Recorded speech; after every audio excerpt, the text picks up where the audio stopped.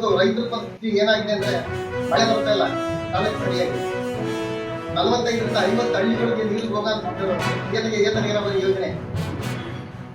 ಇದನ್ನ ದಯವಿಟ್ಟು ಸಂಬಂಧಪಟ್ಟ ಅಧಿಕಾರಿಗಳು, ನಮ್ಮ ಜಿಲ್ಲಾ ಉಸ್ತುವಾರಿ ಮಂತ್ರಿಗಳು ತಕ್ಷಣ ಇದನ್ನ ಪರಿಹಾರನ ಮಾಡಿಕೊಡ್ಬೇಕು, ಕೆಲಸನ ಕಾಮಗಾರಿಯನ್ನ ಪೂರ್ಣಗೊಳಿಸಬೇಕು. ಇಲ್ಲದಿದ್ರೆ ಇದನ್ನ ಹೊಸ ಪೈಪ್ಲೈನ್ ಅನ್ನ ಹಾಸ್ಪಿಟಲ್ ಆ ಪೈಪ್ಲೈನ್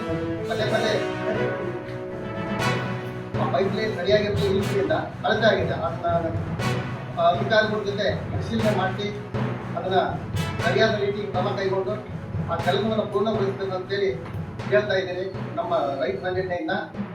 ಆಮೇಲೆ ಇದನ್ನೇನಾದ್ರೂ ನೀವು ಜಲ್ದಿ ಅದನ್ನ ಕೆಲಸನ ಪೂರ್ಣಗೊಳಿಸದೇ ಇದ್ರೆ ಮುಂದಿನ ದಿನಗಳಲ್ಲಿ ಹೆದ್ದಾರಿ ರಸ್ತೆ ತಡೆ ಮೂಲಕ ಸರ್ಕಾರಕ್ಕೆ ಎಚ್ಚರಿಕೆಯನ್ನು ಕೊಡಬೇಕಾಗುತ್ತೆ ಕರ್ನಾಟಕ ರೈತ ಸೇನೆ ವತಿಯಿಂದ.